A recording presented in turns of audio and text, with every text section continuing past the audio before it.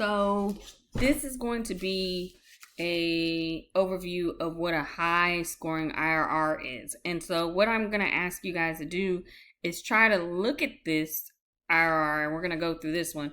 Look at this IRR and try to see what qualities this IRR has that your IRR does not, and how you can improve. So that will be something that you will be doing for your midterm, but also for AP next semester. Okay, so I have the lesson and the activity in your content library with the class videos.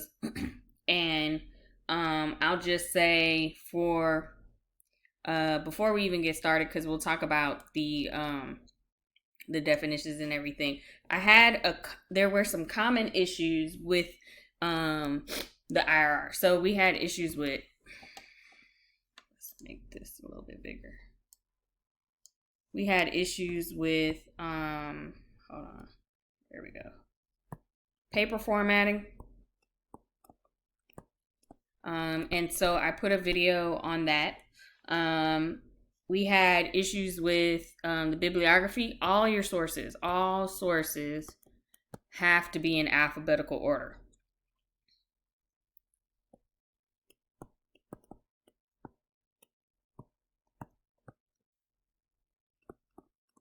And that can be by the author's last name if you have it, or the title. Okay.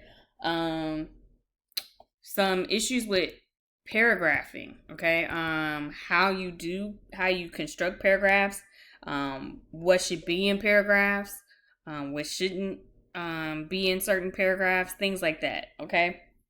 So for like example, your body paragraph should only talk about one idea. That means it should only be discussing whatever that claim is, and it should only be one claim. Okay. Then your next body paragraph should be talking about whatever your next claim is only. Okay. It shouldn't be bringing in two different ideas. And then your conclusion paragraph should never bring in new ideas. It should just be reiterating the things that you discussed throughout the paper. Your introduction should just have a context, provide context for what's going to happen in your paper, and then have your thesis, period. And depending on what type of paper or style you're writing in, it could be at the beginning of your introduction or the last sentence of your introduction. Okay, that's it. Some of us had issues with academic writing. So academic writing is a little bit more formal. It has no first person pronouns. None. You shouldn't be saying things like, I'm going to tell you about. Nope. This is not a book report in elementary. This is an academic paper. You're writing for academic professionals. We're talking about professors. We're talking about experts in their field. We're talking about people who've been doing this for a while. Okay. So we're not writing this like we're writing for our friends or anything like that. This is an academic paper, all right? So it's formal. And then still I'm seeing an issue with not knowing the difference between claims versus evidence. And sometimes we're confusing commentary. And then the other thing I'm seeing an issue with, of course, is citation formatting, thesis statements, and of course, line of reasoning. Okay, establishing line of reasoning. So I'm really going to be talking about the line of reasoning, the citations. The thesis statements. I'll show you what I think hers is MLA, but if you're doing APA, you should be able to figure out the citation style, but also how your Raven bibliography will look. So this student does this exceptionally well, and the reason why we do the Raven bibliography is so that we make sure that we get full credit for certain aspects of the IRR rubric, which we'll talk about in a moment. Or any rubric, okay? Any of the essay rubrics. And then we'll also talk about how how to use your claims versus your evidence, how you're using your claims and evidence, and then it'll show you some how paragraphs are used, and then you'll see how she formatted her paper as well. Okay, so this will be a good example of a couple of things. All right, and before we start, I will go over the rubric and looking at the expectations for each category, and then you'll be able to we'll go over some basic definitions again, and then we will look at the actual paper. So the performance task 1 IRR rubric looks for understand and analyze context, understand and analyze argument, evaluate sources and evidence, understand and analyze perspectives, apply conventions, and then apply conventions. So let's start with the apply conventions, because that's pretty much very straightforward and to the point. So the row 6 is talking about your grammar and style. This is where the formal style is important. This is where that you are using proper grammar, proper spelling. It doesn't have to be perfect, but it is consistent. Okay. And you'll see in this paper that it's not 100% perfect, but it's very consistent. It's and so you're making sure you have appropriate verb, subject agreement, things like that, appropriate punctuation, that it's clear, and it's not hindering the reader's understanding. Okay. The apply conventions row 5 is about your report having the appropriate attributes, okay, and citing your sources correctly.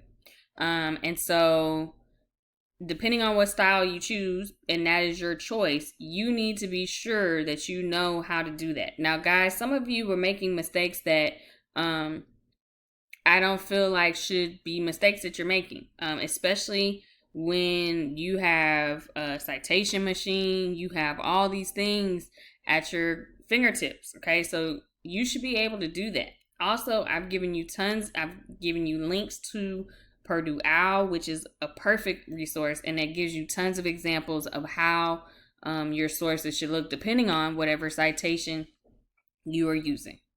Most of you are either going to use MLA or APA, and so I just need you to be able to use whichever one you're choosing correctly. All right. So we really got to work on these in-text citations as well as your bibliographies. All right. And I know some of you may just have an issue with paper formatting, and that's fine. And I put a link to that too. So some of you are having issues with not knowing how to do the hanging indentation or whatever. So I put that in the lesson as well. All right, so let's go to understand and analyze context. Going back up to row 1. So the report situates the student's investigation of the complexities of the problem or issue in the research that draws upon a wide variety of appropriate sources and makes clear the significance to a larger context. Now, I'm not sure if it was just throwing y'all because our topic wasn't necessarily a problem, and that's okay. It doesn't have to be.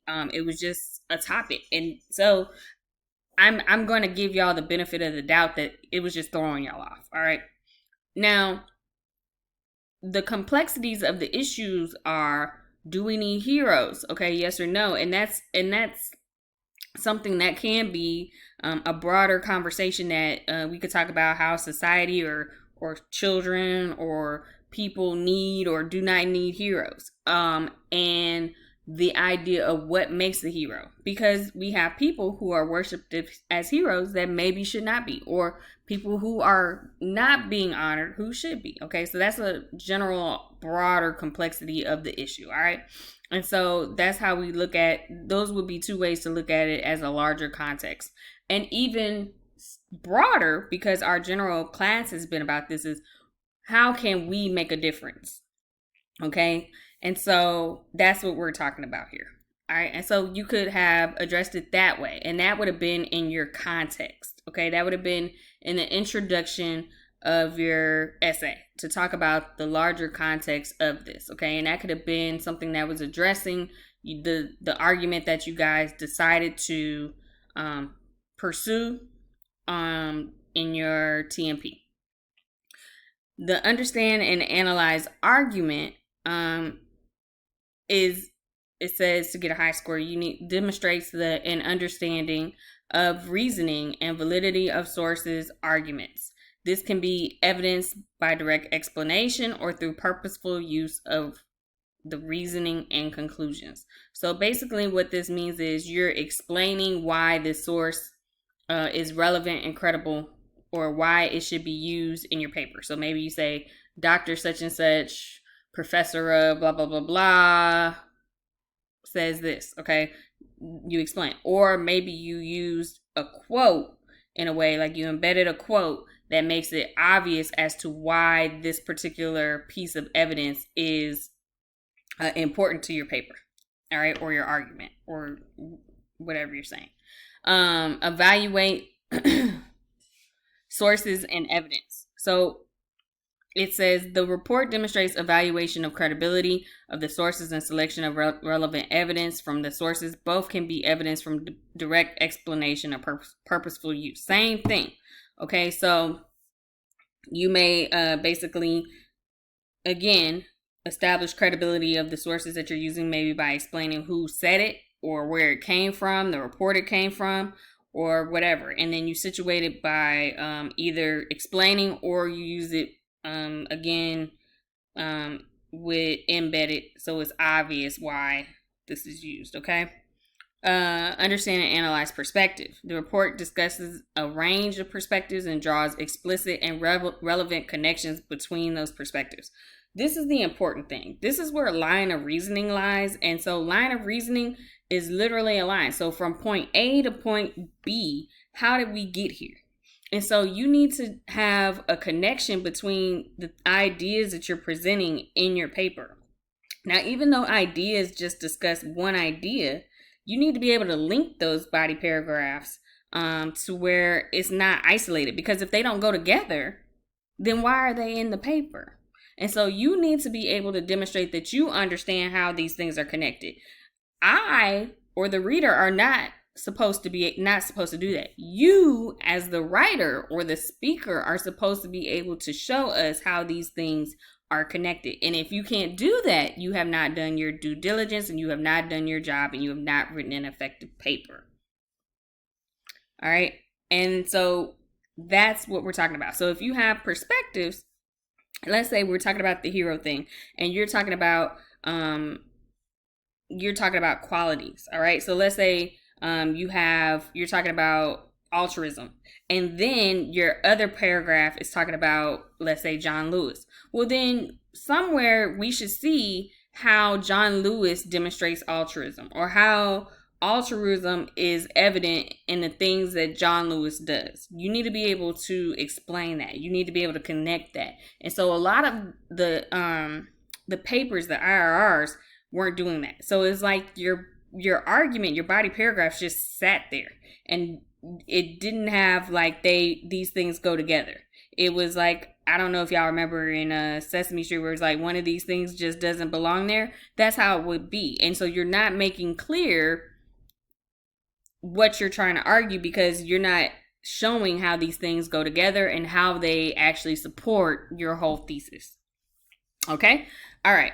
Also, context, I forgot to mention this in row 1. The context here, it needs to be, it situates. So you have the context that situates, but you also are giving us an idea how your topic fits in relation to this. So your thesis needs to connect to and make explicit how it connects to the larger context, but it also needs to make it very clear what we're going to talk about. And so that needs to be concise and succinct, and you'll see what I'm talking about in a second. All right.